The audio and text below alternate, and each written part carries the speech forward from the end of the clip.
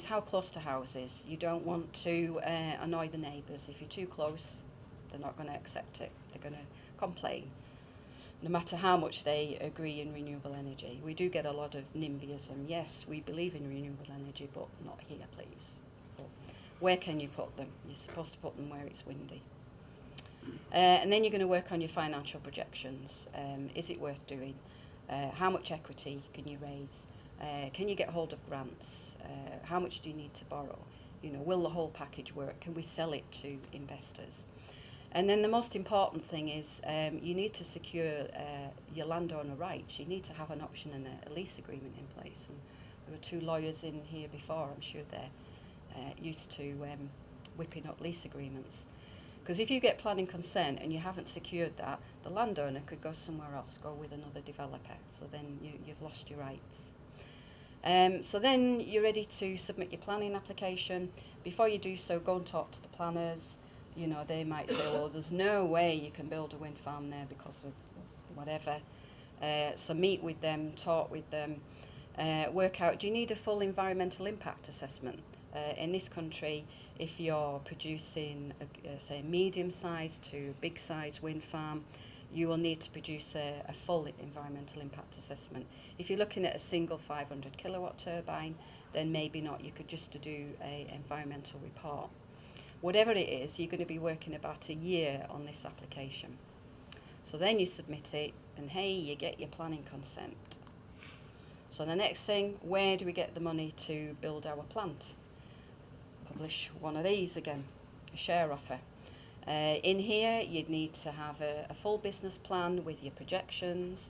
Again, how much equity do you want to raise? What's your bank borrowings? What can the investor expect on a return on their investment? If I put £1,000 in, what am I going to get back?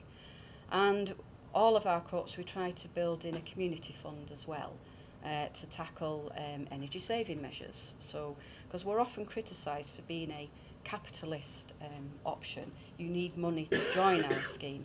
I mean, the minimum is £250, but for that, you know, for some people, it's very hard for them to achieve. So we try and say, right, well, everybody in the community can get a sense of this project. So if you can't put your money in, then perhaps you can participate in the community fund, and we'll seek to do energy saving measures in the area. And another thing, you must outline all the risks. All of Energy for All's share offer documents are FSA approved. If they don't go to the FSA, then we use a lawyer who is authorised to do this work on behalf of the FSA. So if you look through this, it's littered with risks. Risks that the wind won't blow, risks that the government was going to change all the tariffs, risks that you're going to have overruns on your project costs. So you must put them in there so everybody knows where you are. So you get your funds in, you construct your project, and you issue nice share certificates to your members, and then you operate the project. Simple, isn't it? Yeah? Yeah? Right? But here are the barriers that we've come across in creating these co-ops. You need money. You need money for everything. You've got a planning risk. It could cost as little as £50,000, but if you're doing a full environmental impact assessment, £250,000 plus. As I said before, Baywind are looking at repowering Harlock Hill. I'm pleased we teamed up with another developer because they are taking the risk to get it to planning, and they've probably spent a good £500,000 to date on this planning application. You'll also need to install a Met mast if you're looking at, say, 2-3 megawatt turbines, because again, if you go to the bank, they'll say, well, how much output can we expect from this wind farm? And you can't just say, well, pick some figures off the internet. They'll say, right, you need a Met mast, let's record the data, and then we know exactly how much income we can expect to get in. And then there are planning delays. Like I said, Harlock Hill's been in since August 2011, and we're still waiting for planning meeting dates. So we've met the average time that a plan goes into the local authority, which is 15 and a half months. So this is not working on your planning application. This is, you've submitted it, and you're now waiting for the authority to give you a planning meeting date to give a decision whether they accept it or not. So then what if they refuse it? Well, you can go to appeal in this country if you think you've got good grounds. However, you need more cash. Again, we've done an appeal for as little as 20,000, but appeal costs can go up to 100, 200k. You know, you need specialist planning lawyers in place, etc. Because you've then got to basically fight with the council to say, well, you think this wind farm should go ahead. If it goes to appeal, average appeal times are 36 months. Renewables UK are seeing a 40% increase in projects going to appeal. You know, so you've got planners now who are just saying no to wind applications, so they're having to go straight to appeal. So you have to build this in when you're developing a project in the UK now. There is many a developer now, they won't wait for the council, you know, 15, 16, 20 months. They are supposed to give you a decision in about 18 weeks. So as many a developer will write on, when you get to 18 weeks, we'll just go for non-determination straight away. So we'll go to appeal. You know, why wait another 12 months when you could use that time in the appeal process? There's still a risk that you won't get it, and of course there's costs involved as well. And then the other thing you see in this country, every wind farm application, you're going to get opposition. There's always an opposition group. Legal fees, very expensive. Like I said, you need your option and lease agreement in place. Not only do you have to pay for your own legal fees, you have to pay for the landowner's legal fees as well, because he won't pay anything. So, well, you want to put a wind farm on my land, you pay all the costs, you know. Why should they pay? Other barriers are, supposing you've got through your planning, you've managed to get some money and you've got a good positive result, you then need your capital to build your project and buy it. So again, producing one of these is expensive, especially if you go FSA regulated. This costs about 100k to produce, so you need to be raising a minimum of £1 million plus to make this work. There's a risk at this stage that if you don't raise the minimum, then you don't go ahead. That money has to go back. The other thing we find in this country is community groups lack specialist skills and management to do this sort of work. Energy for All are one of only, I've put two there, but it's actually, there's 3 organisations doing this. There's H2O, who do the hydro, there's Energy for All, and then I completely forgot, there's our Share Energy, which actually we created Share Energy to do the same work we do, but on a smaller scale. We've worked out that you can produce a document, maybe not so glossy. If you go with just with withdrawable shares and not transferable shares, then you no need to go down the FSA route. So you can do it a lot cheaply. Because you'd need to, I mean, if you're going to only raise 300,000 for a small hydro scheme, you can't be spending 100 on this. The numbers just don't work. And then if you are looking at the wind market and you're not on the feed-in tariff, then you'll be on the ROC market, and that's rather complicated. The problem in this country is, even if you're looking at medium-scale projects up to 5-10 megawatts, we're treated as a commercial developer. There's no difference. You know, there's no preferential pricing if you're saying you're going to be a community scheme. Your grid, you know, we're talking about the DNOs before.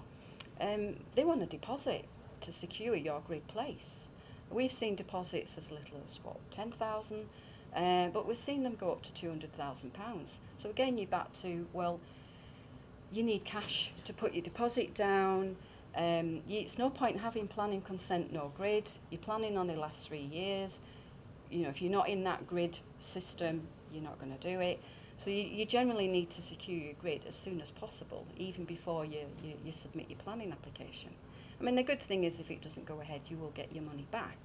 But you need to find that money from the beginning to do that. Then the other thing is the landowner system over here. There's no incentive for landowners to go with a community scheme. A developer could come along and offer more money in land rental, and you should say, well, why should go with a community scheme? But it's not all doom and gloom. Sorry to say. You know, we have created 8 co-ops, and according to Cooperatives UK, they're working on a manifesto to hand into the government. There are 31 trading energy co-ops. Some of them are ours.